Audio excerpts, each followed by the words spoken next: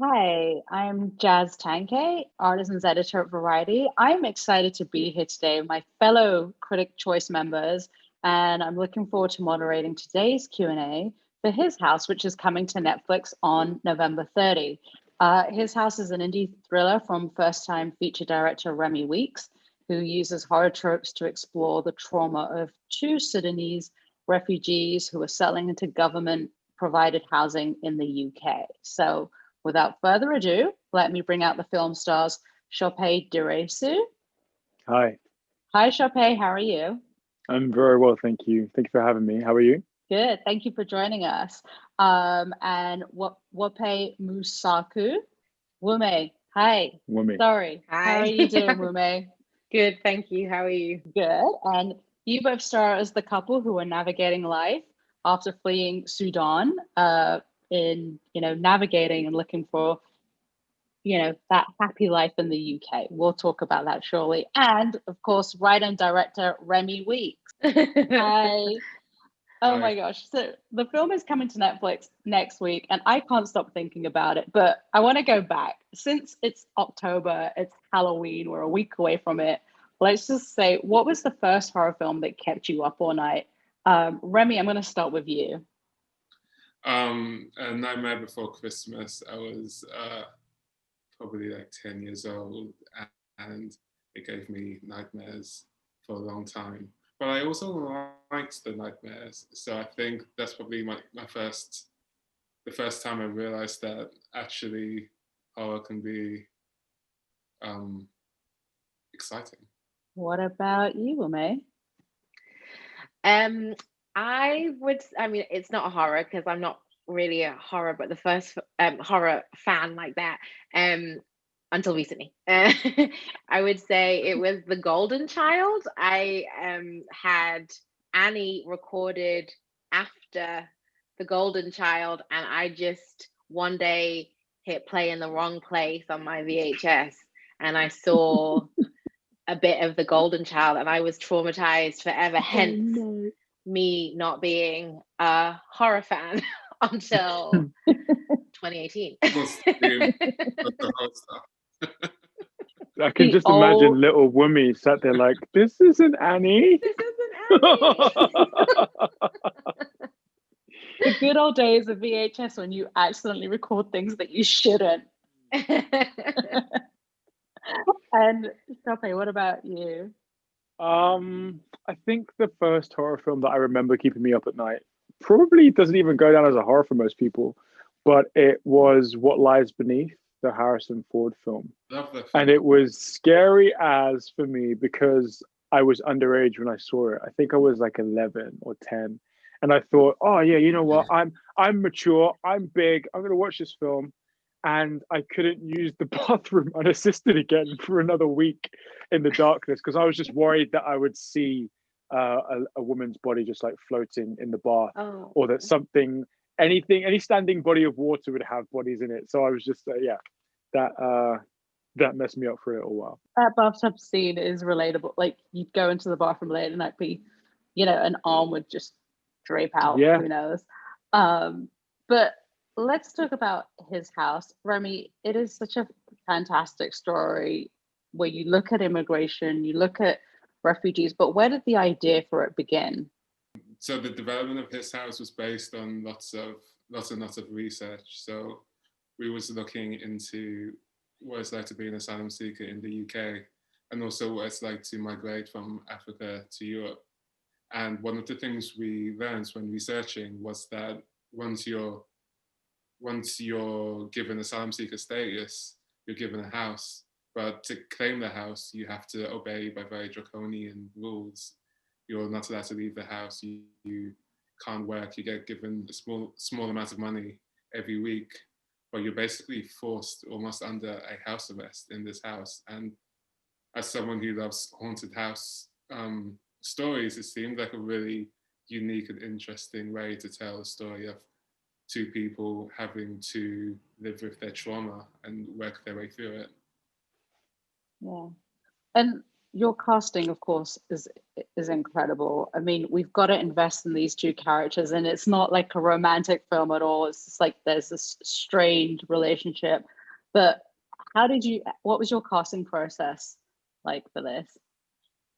I mean, we was casting and auditioning for ages, looking for loads of people, and I can't specifically remember what happened, but I know it was a very serendipitous moment when we was able to like pull Ṣọpẹ in and pull Wunmi in around the same time, and so we were able to see them together. And like making this film was hard, but like the choice of casting Ṣọpẹ and Wunmi was the easiest decision in the whole process. It was like the only decision that was simple and clear cut and had to be done. Yeah. You talk about looking into the refugees and asylum seekers. Like, what research did all three of you have to do to dive into your roles? Like, Ṣọpẹ, talk about your research, and Wunmi, you too.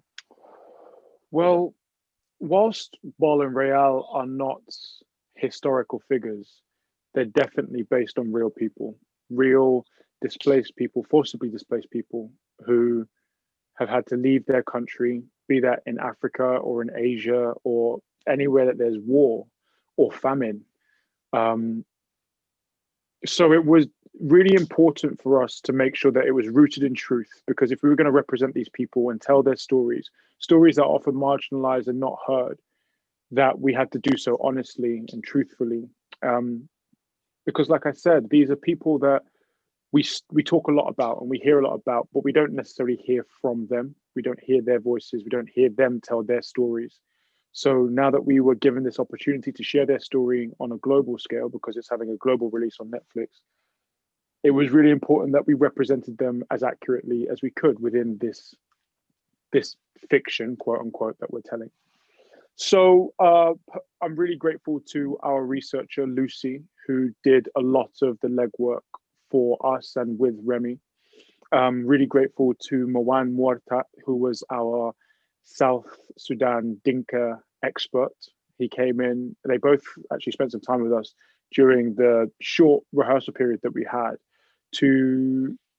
Mawan shared his experience of South Sudan. He shared about class and culture back there. And Lucy had gathered a great number of anecdotes and reports of people who had made crossings. Personally, I had some experience in this as well, because I did a short film a few years before we shot his house, called The Dead Sea, written, directed by Stuart Gatt, which explored migrants from Libya trying to make the crossing towards Italy because of the fall of Gaddafi at that time. So I had read a lot of reports and anecdotes of people making crossings already. But it was important that we had these accounts, because without them, we would have been playing a lot of make-believe, whereas this is some people's lived experience, and it was really important to represent them as accurately as we could. What about you, Remi?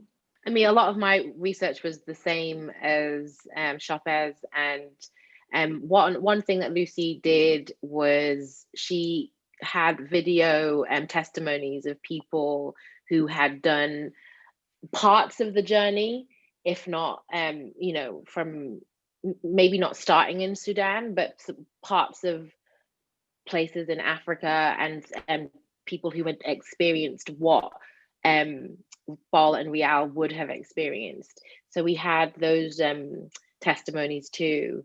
And like Ṣọpẹ, I had a little knowledge about the refugee status meant in the UK. And yeah, so the whole thing was about filling their past, what the war in Sudan was like, what life was like before the war in Sudan, who they were before they are changed by the journey. It was a lot of filling in that history to make sure that we move forward from that moment we meet them, like how does that now influence how Ball and Rial now move forward? And so that was my main research, was where had they come from, what had they been through, what are they haunted by and tormented by, and now what does she do with that and in this new environment? Yeah. Remi, did you want to add anything to that as far as being a writer, and what did you speak to any refugees? And yeah, totally. But not just that, but also I think when developing the script, it was both looking at the research and getting first-hand accounts, but also, especially being in the UK, and being a person of color and coming from a community of ethnic minorities in the UK, a lot of the experiences of being othered in this country was based on just personal conversations I've had growing up with many people, and whether it's family or friends or just people in London and the UK, and how it feels to be almost feeling like an outsider, or sometimes feeling like we're not quite wanted, or there's a discomfort of our presence. And I think a lot of that was pulled into the writing and the ideas that were making the script. yeah, I'm gonna open it up to audience questions that have been sent in prior to this Q&A. One question that has come from Sammy Turano at TV Grapevine. Sammy asks, what was the biggest challenge of making this project? For me, the project period was my biggest challenge. Like it's my first film. It was an overwhelming experience for me, coming up doing shorts and small experimental films. Like the scale of it was so, it was such a jump from what I was used to. It was mad. And so I think, yeah, the film itself was the biggest thing. I think for me it would be the imagination of the beforehand, like filling that in and making that feel so as real as possible to me, as someone who has not been to Sudan, someone who's not lived through a war, someone who has not escaped and used the trafficking system to get to the UK. It's just such a huge it just takes such a huge amount of imagination to really believe that, for me, who has had a safe life and have been really lucky. So I think that just that imagination, that just the depth and breadth your imagination has to go to really truly believe it, in order to play those scenes as honestly as possible. It's a huge jump. I think the energy expended to make this feature was a lot, and that was a big challenge. The cast is very small. It's myself, Wunmi, Matt Smith, and a few others carrying the whole story, and also to be constantly scared is physically and emotionally exhausting. So there was a lot of self-care that was needed after shooting every day. And I think Wunmi only had 3 days off. I only had a couple of days off myself. So He had one. It was. He keeps underplaying it, but but Remi had no days off. So that's true. There we go. You win. So I think for everyone, like, it takes a lot of energy to make this story physically, but also emotionally, because of the weight of the subject matter, because of the trauma that we are living and reliving every take. But I'm sure I speak for all of us when I say we're really proud of the work that we've created. So it was worth it in the end, but it was definitely a challenge. Yeah. Well, I think a fitting question comes from Thomas Manning from Elements of Madness and Meet Me at the Movies, who asks, when you think of the word fear, what immediately comes to mind and why? Freeze. I would say freeze, because I think my natural instinct is when I'm fearful is to try and is to not change, to like stay in my comfort zone and stay and not look out. And I really try and fight that instinct to run away,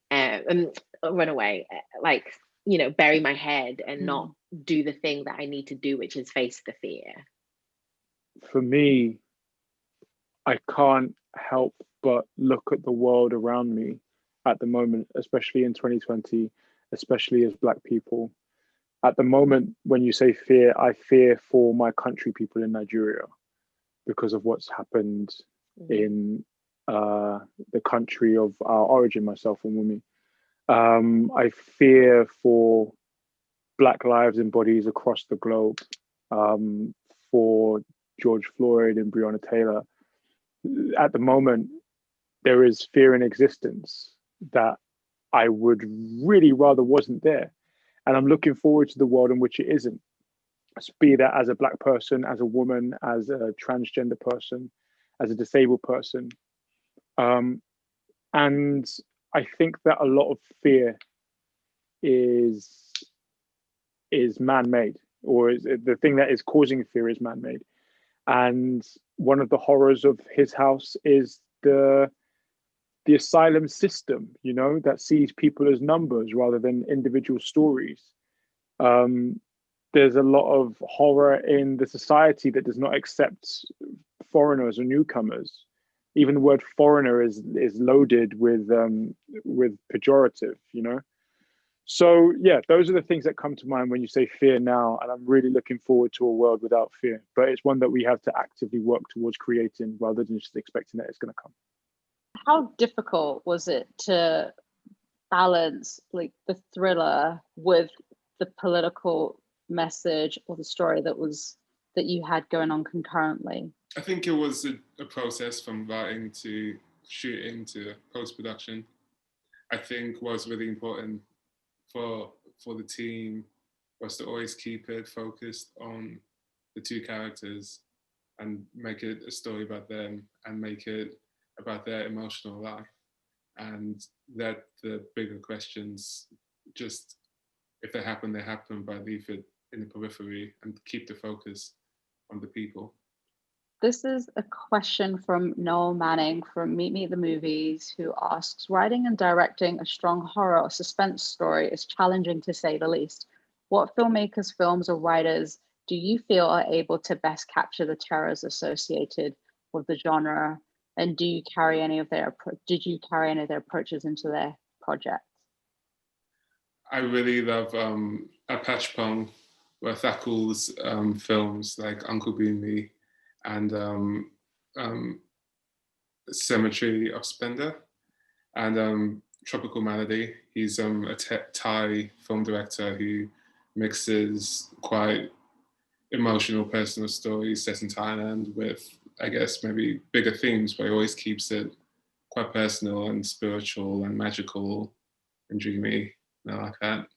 So I'm really inspired by him. This is a question from Sean Edwards at WDAF TV. Cinema has become a lot more accessible to more audiences around the world, thanks largely to platforms like Netflix. How has that helped your career? Was that sent by Netflix? Just Netflix plug. WDATF plug right AFTV actually stands for Netflix in some language, right? I mean, it's excellent. I would say that when I started making films, I started as a duo, Tell No One, me and my friend from school, Luke Wright, and we made films together. And we decided quite early on that we were just going to make films, post them online on Vimeo and whatnot. And it doesn't matter if they're good or not, if they're popular or not, we'll just put them online and we'll just make another one and put it online and keep going until we've made something. And eventually we developed as filmmakers and we got our foot through the door.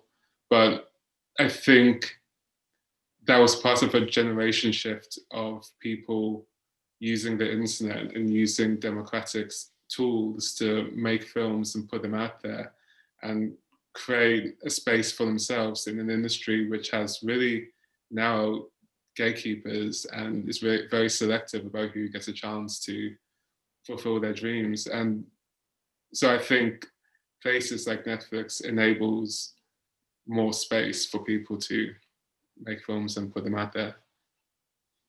Yeah. I think also Netflix, just to big them up, not that they need any more bigging up, but Netflix is an incredible platform. And to be fair, the internet as a whole is for sharing, you know. What I love about Netflix is that not only do I see some excellent films and TV shows, but I can see them from different cultures as well. They're making a really concentrated effort to diversify their storytellers. And I saw that there's this big push for African stories earlier this year. And I know some people who are involved in that Netflix Africa push, and I'm really proud of the work that they're doing there. But be that French or Israeli films or Indian films, you know, Netflix is offering that space to share all of these stories. And I hope that with His House, we're sharing South Sudanese Dinka culture as well. And through sharing those experiences, those cultures, those quirks of life, we demystify the world. And His House is having a global release, and hopefully there will be people in Australia who watch this film like, oh, I knew nothing about South Sudan, and now I know a little bit more. Maybe I'm a little bit more interested.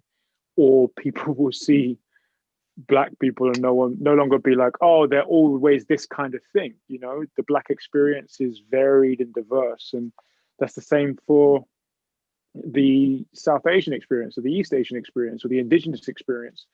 There are so many nuances and differences within these monolithic terms, and I hope that Netflix and His House is an opportunity to share and demystify some cultures that we've not heard of before. Do you want to talk about, because there's no way I'm going to let you go without mentioning this, Javier Beaute plays the creature in the movie, a legend in the world of the genre. What was it like working with him? He's so brilliant. Like he actually had a really difficult job. Like his suit, he couldn't just go to the bathroom. Like he was drinking like a thimble of water or throughout the day in order to keep just like be able to do his work for as long as possible. I mean, he was in makeup for hours, and he just had such a good spirit about him. And yeah, and he really knew exactly what to do, like and help us with the beast as well, like, you know, you know, how to position ourselves, how to like around this the best way. He was brilliant. He had a gentle giant with huge like just talent and professionalism and dedication. Yeah, he was great. Yeah, his experience was unparalleled. I think he was clearly the most experienced in performing and working in the horror genre so far.